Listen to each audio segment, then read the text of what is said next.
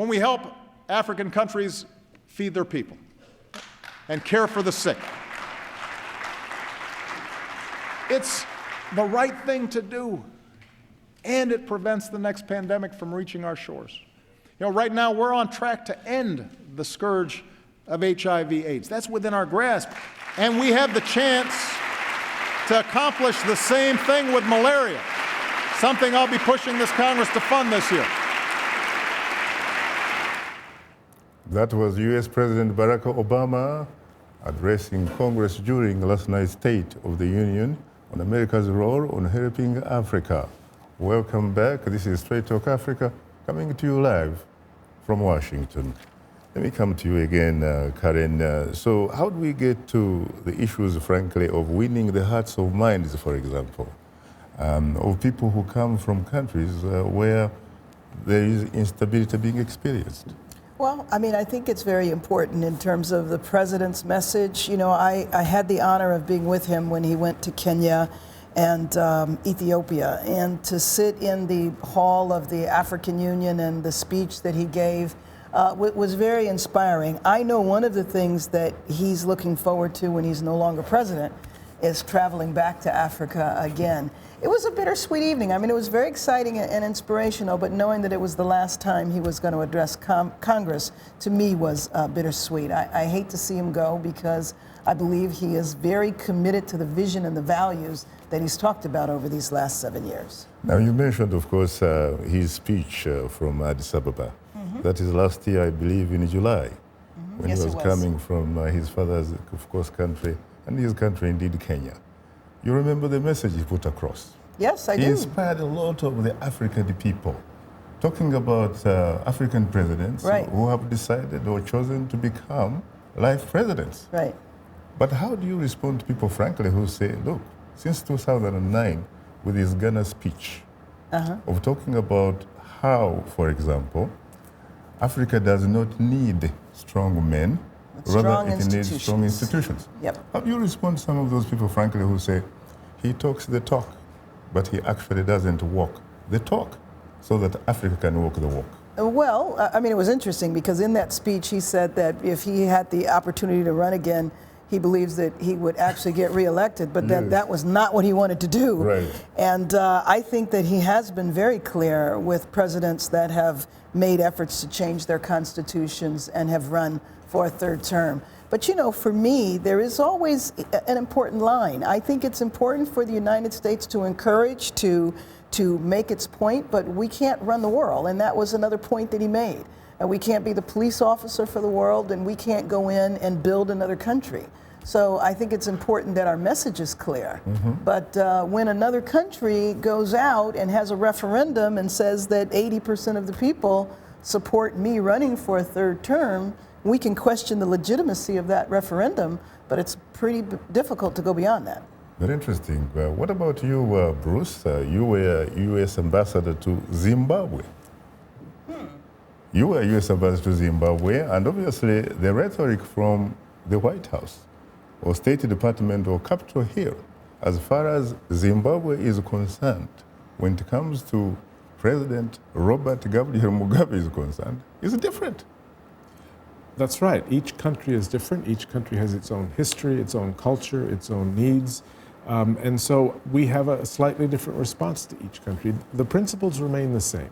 We believe that a constitutional, legal transformation, peaceful transition of power is a good thing. And it allows for countries to grow, for institutions to become stronger, for economies and cultures to gain strength. In the case of Zimbabwe, we've been very, very clear about our concern about the political process there. The Zimbabwe Democracy and Economic Recovery Act, bipartisan piece of legislation passed in 2000, has imposed certain sanctions, restrictive measures on key players in Zimbabwe to make clear and to try to bring them to reconsider their approach to politics in that country. Targeted sanctions, for example, you're talking about? Travel restrictions and freezes on the ability of Americans to do business with people in Zimbabwe. Yeah. So why should that, someone might wonder, why should that be limited to Zimbabwe why shouldn't those policies also be applied, for example, to countries where, frankly, you have had strong men who have been given advice and have decided to hang on to power? Yeah. Again, I think the principles remain the same. We believe that it is healthy for a country to have regular, peaceful, constitutional, legal transitions of power. But our relationships with each country are different. And the response, there's not a one-size-fits-all, I think, that works across the continent. I don't know whether you have been, surfing the internet or reading the social media and what have you. You should see what people are saying about the Republic of Rwanda and President Paul Kagame. We expressed very clearly our deep disappointment that President Kagame has decided apparently to offer himself for an extended period in office. We don't think that that is the best approach, but that is, based on the referendum, based on President Kagame's appreciation of the situation. But let me point out that in his New Year's address, Kagame himself acknowledged that there will come a time when transformation is important. So he acknowledges the importance of this principle, that regular, peaceful constitutional transition of power is a good thing. The question then becomes, well, when then? When is the right time for Rwanda? After he's in power for 34 years? When is the Let's right time hope for Rwanda? That's something that the people of Rwanda have to decide. Do you think that people who frankly say that your reaction, your statement really, was very mild, to say the least, very weak, do you think that's a very unfair, perhaps, criticism of you? Deeply disappointed? No, I think that, in diplomatic language, that's fairly strong. And so I would obviously stand by that statement. What does it mean in layperson's language? Well, I think that it signals that we are concerned about the situation and that we will take a look at the broad range of our relationship and make further adjustments as may be useful or necessary.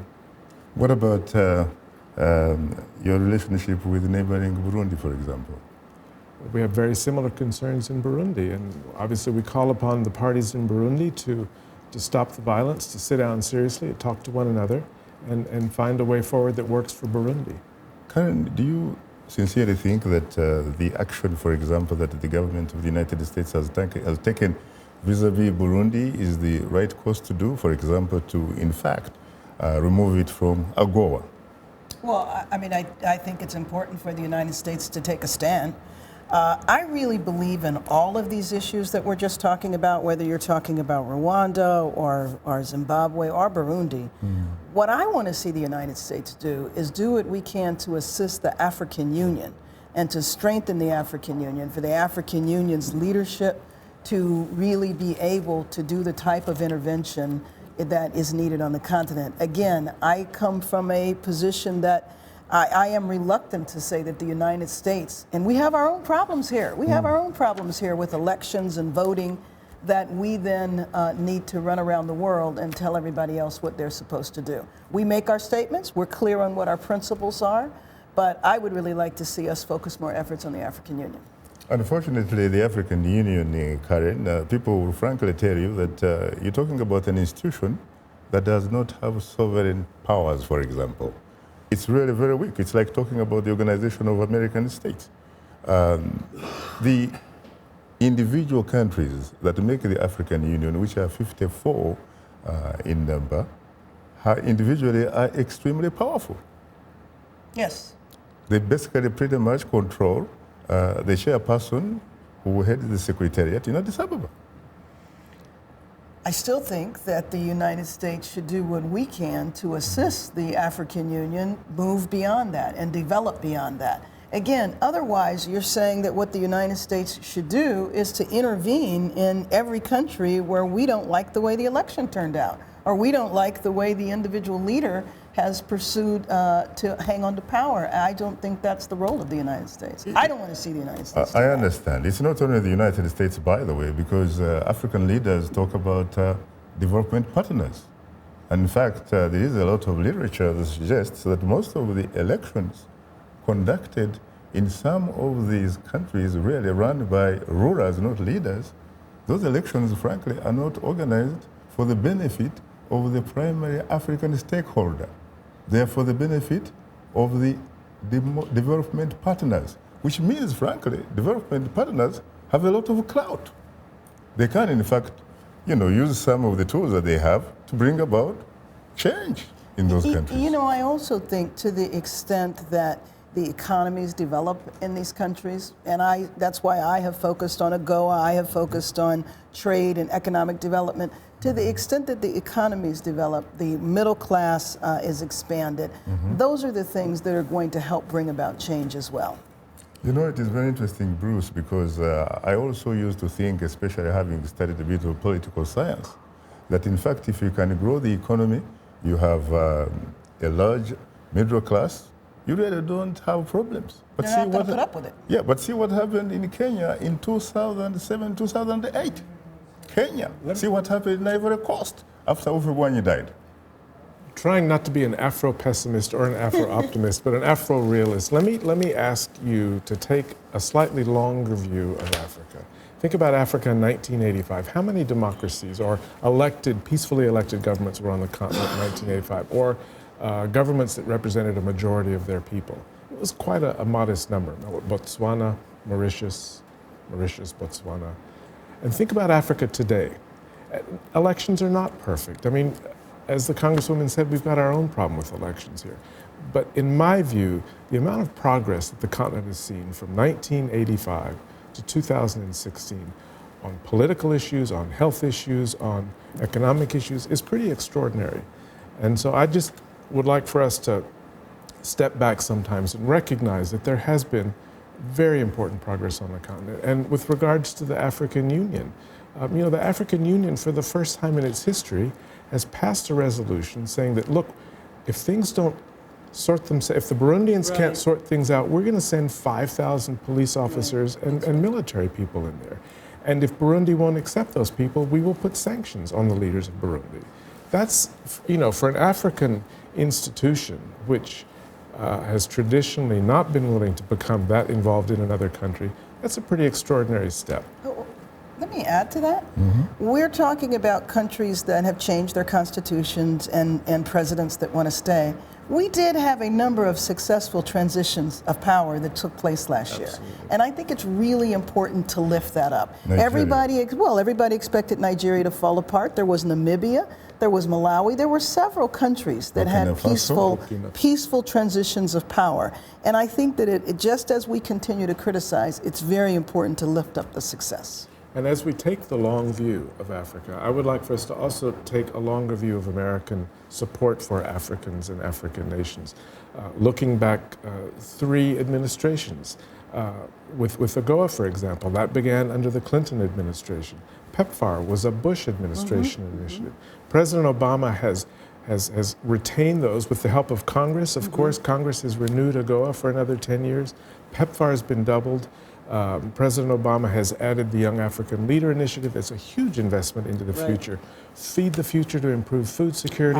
Right now, Ethiopia is ponying up $1 billion to address their food insecurity. Compare that to 30 years ago. Ethiopia. Power Africa. I mean, again, I see initiatives that have carried forward through successive and American administrations of different parties, built upon by the next administration, built upon by the people and the governments of Africa.